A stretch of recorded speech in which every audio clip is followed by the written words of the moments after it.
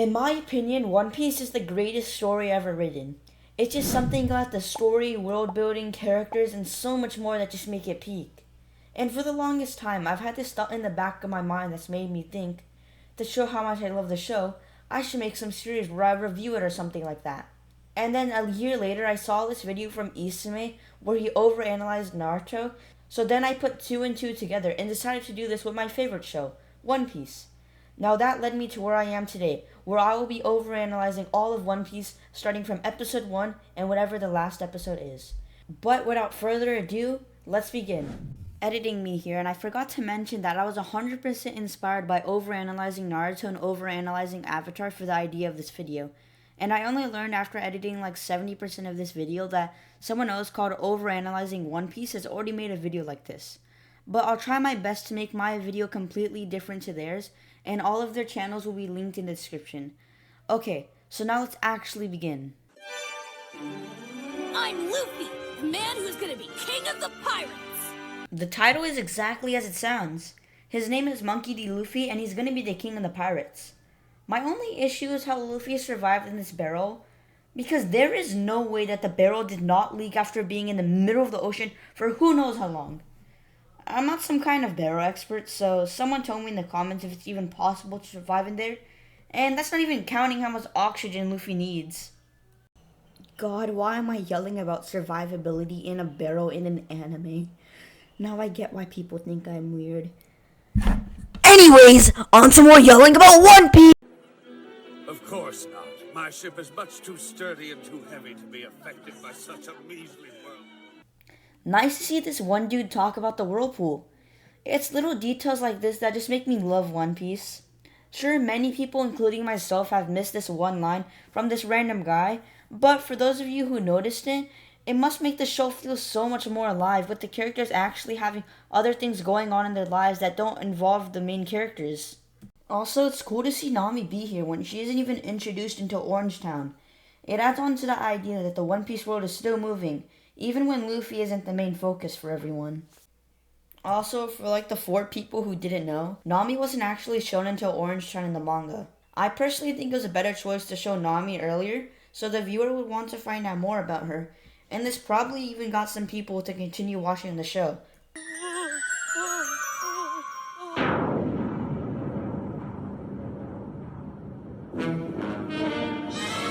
This is the same rock that Nami was looking at when she was staring out the window. Does that mean that she knew the pirates were coming?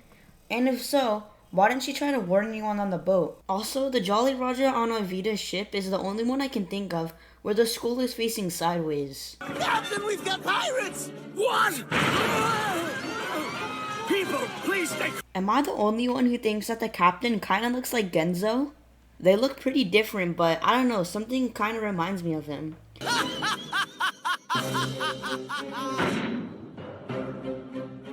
Bro, I love how goofy One Piece designs are.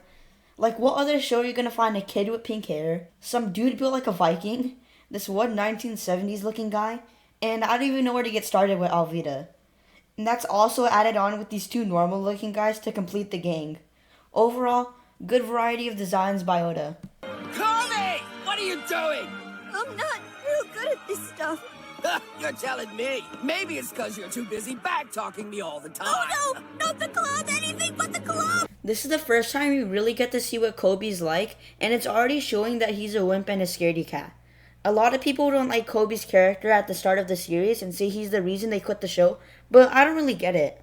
As the story goes on, Kobe evolves out of this wimp version of himself, and he goes through the first character arc of the show. Sure, at first it might get a little annoying with him being scared all the time, but looking back at it, I really like how his character was done, and him being a coward is only a positive in my eyes. Maybe I'm just saying this because I'm a little wimp as well, but you can't tell me that you wouldn't be acting the same way as Kobe if you were teleported into the One Piece world.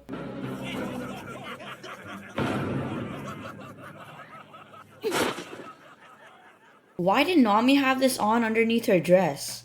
The only 2 reasons I see her having it on is if she was gonna steal from the fancy boat they're on, which wouldn't happen because Nami only steals from pirates, or she saw that Alvida's ship was coming and she got ready to rob it.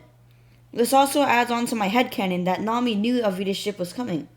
But this puts her morals into question because she basically sacrificed all these people on the boat just so she can get some berries.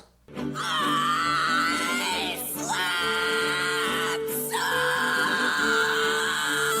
great!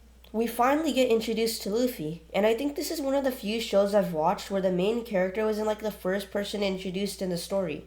But anyways, this gives us a little hint into how energetic and plain out goofy Luffy is, which is most of his personality until we get to some more of the serious moments, or if you really examine his character. And trust me, we're going to examine his character like crazy.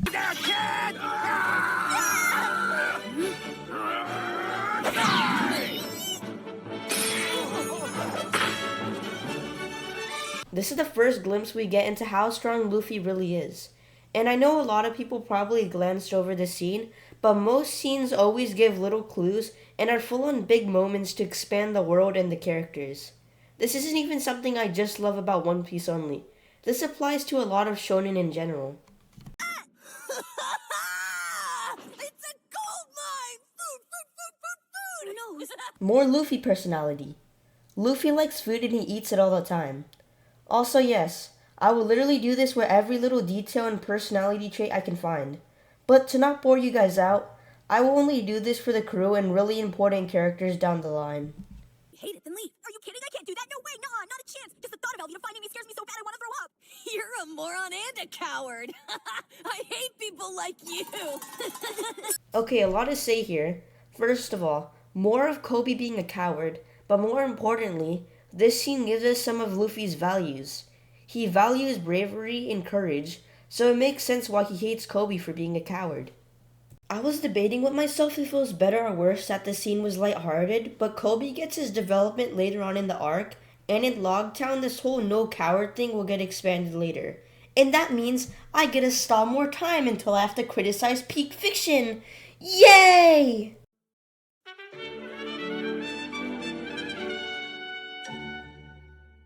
Is it just me or does anyone else love these little commercial break eye catchers? It's a shame that sites such as Netflix remove them so many people will never see them. Anyways, in this little scene we see Usopp, Zoro, Luffy, Nami, and Sanji standing in that order together next to the Going Merry. I have no clue what this island is, but there is a sign saying Red Line, and it's pointing to the southwest area on the screen, so I looked at a One Piece map to see if I can pinpoint where the island is. And the only two places that work is Syrup Village and Kokiyoshi Village. I don't know if that's right, but that's the best I can do. And yes, I'll go to extreme lengths to make sure everything is overanalyzed. So, what about you, Luffy? What was it that first got you to set sail on these seas? Well, I'm gonna be king of the pirates! This is exactly why I said the intro section of Roger's death works so well. We already have an idea on who Roger is and that he's the king of the pirates, so we don't need to waste time with Luffy or Kobe explaining what king of the pirates is. And then the scene with Kobe learning what he's a pirate doesn't get dragged on. Overall, great scene. I guess I never thought of it like that.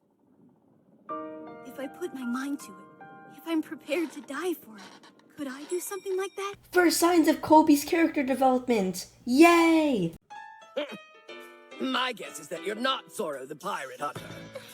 Zoro? This is the first time we're hearing about Zoro, and it already puts into our minds that he will be an important or at least somewhat strong character. Even though this clip was only 5 seconds long, it still does a good job at foreshadowing one of the most important characters in the story, so good job Toei Animations and Oda.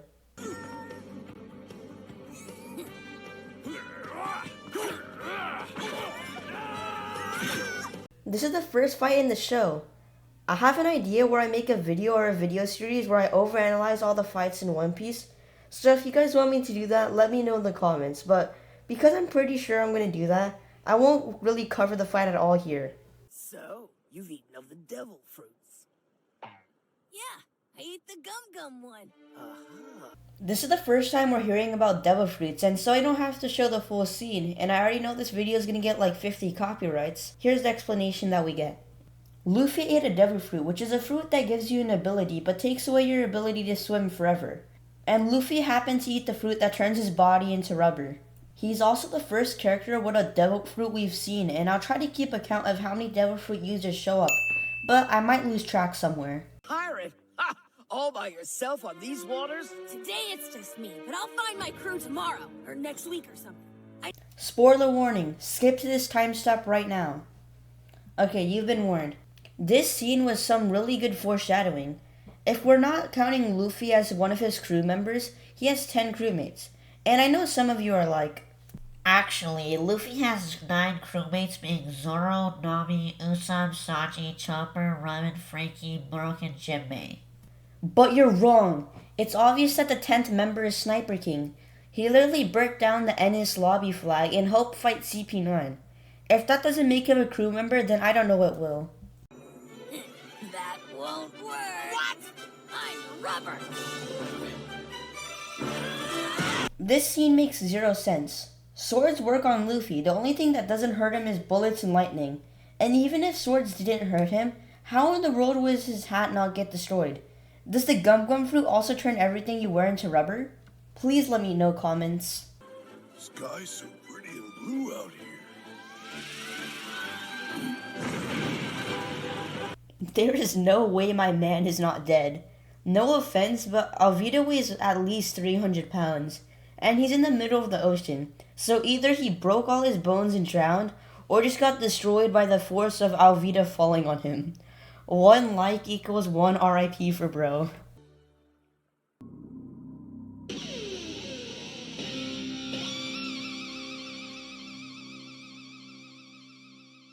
We get our first look at Zoro and a bit of what Shellstown looks like. It's great for them to do this so new viewers would get hooked to the show and want to know more of what Zoro's all about. Finally, I translated this symbol into English and it says to be continued in Japanese. I'm glad that the animators changed this to English because, I actually know how to read English. Okay, so I don't know how to make a transition, so on to the outro. Okay, that's it with the episode. Overall, it was peak and the episode gave us a great introduction to Luffy, Kobe, and the One Piece world in general. The beginning felt a little slow, but once we got introduced to Kobe, the pacing got a lot better. And in fact, I would say it was pretty good for One Piece standards. Finally, the fight with Alvida and her crew was really entertaining, and we got left off on a great cliffhanger, which made me become a huge fan of the series. With all of those strengths, and for being the first episode of the show, I gotta give this a 9.5 out of 10. I know someone's like, really? A 9.5 out of 10 already? You're just doing that to glaze One Piece. But I really think that it deserves it. Maybe if I found Kobe annoying, or if I just hated bad pacing, I might have given this an 8 or an 8.5, but I'm sticking to my gut, and that's final. Okay, now with that all being done, thank you guys for watching, and make sure to like, comment, and subscribe. And on to the next episode. The Great Swordsman appears. Pirate Hunter Roanoa Zoro.